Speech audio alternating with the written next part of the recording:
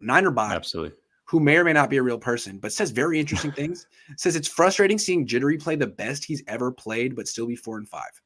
He's holding back the future. This is my thing with Jimmy. He's a good quarterback in the sense that he's probably top 15 in the world, definitely top 20. And there's something to be said for that. He has a terrific record. I mean, his resume is good, but he's overpaid. And in a salary cap league, that's important. So he's kind of entering Kirk Cousins territory where he can have good numbers. He can be an objectively efficient, good quarterback, but why are you always 500 now? He used to be this winner, but he's what? 7-7 in his last 14 games. Like, how come your team isn't winning even though you're playing well? It's because you're making too much money. And I think when you overpay for a mid-tier quarterback, what you get is mediocrity.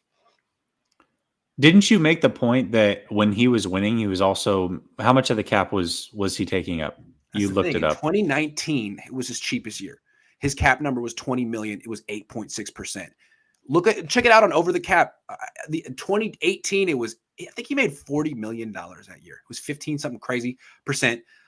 This year it's over 13. And that's fine. People say it's the going rate, but yeah, it's if you want mediocrity, if you want a 9 or 10 win season at best. Yeah, definitely. And that's just it, right? Like here's the thing is Jimmy to me is Jimmy Garoppolo. Like he's no different to me now than he was in 2019. Maybe slightly more mobile. I'll give him that. But really, he's ultimately the same player through the ups, through the downs. I know what to expect from Jimmy. I'm not going to get too high or too low on Jimmy. I think I've been pretty consistent, even on your show, Grant, in saying that I don't think he's been the problem this season, right? Like Jimmy is who Jimmy is. There's a whole nother. Let me define Jimmy is who Jimmy is. Go ahead. Yep. Because some people feel like you're too hard on Jimmy. The team believes in Jimmy. He's won a lot of games. But who Jimmy is the guy who turns the ball over once a game.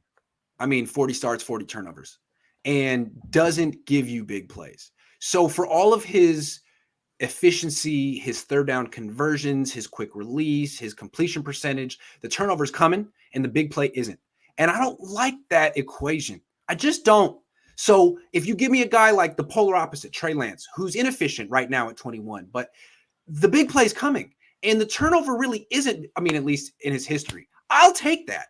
Now, that's, I guess, different styles, plenty of ways to skin a cat. I can't knock Jimmy. He makes it work for him a lot of the way, but it's just not, the quarterback I would want. Yeah. And also, like, let's be real. Like, if this team does what they did on Monday, where they can run the ball 30, 40 times, Jimmy's going to win the game. But if they can't do those things, Jimmy's not going to win. He may have a good completion percentage. He may even throw for 300 yards, but they're probably not winning that game. Jimmy is a net zero quarterback. Throughout the season, he may equate to one extra win or one extra loss, but for the most part, he's not the reason why you win or lose. That's what Jimmy is. So when I say, this is what Jimmy is, that's what I mean by that. But I mean, like, what you could say is, like, you can win with a quarterback like Jimmy. He's limited. Sure. He's not a top 10 quarterback. He's not elite, but it's proven. His record shows that you can win with a quarterback like him. The problem is he's just too expensive. And that's why he's been a 500 quarterback the last 2 years. Look at Mac Jones. Mac Jones is Jimmy Garoppolo. Mac Jones is on a 4-game winning streak. Mac Jones is a viable quarterback right now. You know why? Because he makes $20 million less a year than Jimmy, or more. I mean, that you can win with that. You can win with that kind of a quarterback, no knock. But there's a price point on that. And you can get that kind of production for way cheaper. If the Niners wanted Jimmy Garoppolo at a cheaper price, they could have had that. They're aiming higher. I respect it. But yeah, it's kind of like, I don't know what, in the NBA, if you spend too much on tier 2 and tier 3 players and try to pretend like you're going to be mediocre at best, that's exactly the same thing in the NFL. If you spend too much on Kirk Cousins or Jimmy Garoppolo or Carson Wentz or anyone in that 10-20 range, you might win 10 games that year, but no one takes you seriously. You're not going anywhere.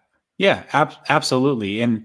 But also, like, this is something that people should see coming. Grant, I've been doing a lot of extra weird research on this topic recently with quarterbacks. Do you know that Joe Flacco is the only quarterback since 1988 to win a Super Bowl that has never made a Pro Bowl. So the fact that Jimmy's never made a Pro Bowl probably tells you he's not going to win a Super Bowl, especially after getting there and losing one. So it's just the way that this league works. Ryan and Jennifer Woods said our Monday night team had fun. That has been missing all season. They played as a team, had fun, and played their hearts out. Looked like the 2019 team. You know why they had fun? Because Jimmy Ward intercepted Matthew Stafford twice in the first quarter. That was fun. That makes it real fun. That was a lot of fun. But also, no, Kyle Shanahan had the right game plan. They ran the ball. They played the way they want to play, not the way Kyle. What they did against the Cardinals the week before is just, oh, man.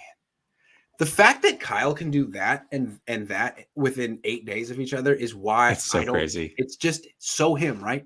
The worst of him and the best of him within 8 days. It's so Kyle.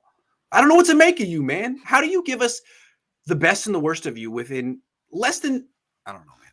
It's hard. So it's settled. Niners will return to the Super Bowl. Yeah, probably. I guess so.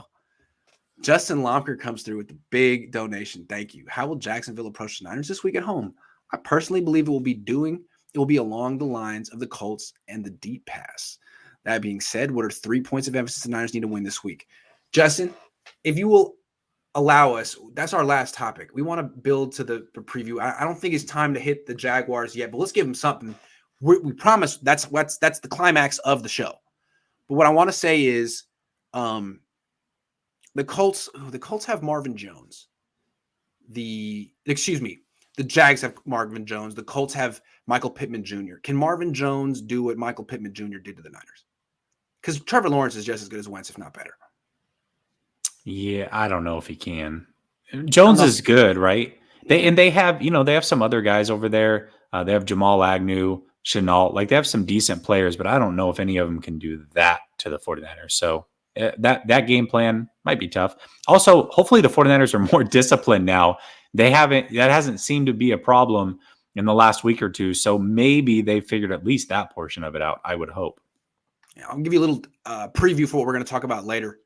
The Jaguars are averaging 16 points per game. Yeah. So, and they're 2-7. You know, like early in the season when a team is bad, you still have to worry about them because they're not out of it. But once you get to 2-7, you start to look at a team like how many players in your starting lineup are still giving it what they gave it a few weeks ago. Now, that being said, their defense has been, have you seen what they just beat the Bills and that went 9-6? That was crazy. Holding the Bills to 6. Shit. So, Justin, we're giving you a little preview, all right? We're going to get to that in a minute. Jamaican Boy says, guys, if there's anything this win confirmed, it's that you can't trust with a hand. It takes the owner to micromanage you to do your job correctly. Jesse, you have super chats yet? Sorry, I keep missing the show. No, not yet. Listen, I'm a couple 100 hours away from being able to play again. So I've got the subscribers. I just got to get the hours. So go tap in at Last Second Sports and help me out over there. Yeah, watch stuff. Put it on, auto replay or whatever. Am I the only one who doesn't know what happened between Debo and Aaron Donald? Oh, yeah. So it's been a social media battle with these guys. Aaron Donald basically got up after they had lost. I think it was the second game last year. Actually, I think it might have been the first game. And in the press conference they asked him about Debo and he's like, who? So Debo's like, all right, I'll show you who. Do you know who I am now? So it was just a social media thing back and forth with them. Trust me, he knows who Debo is now.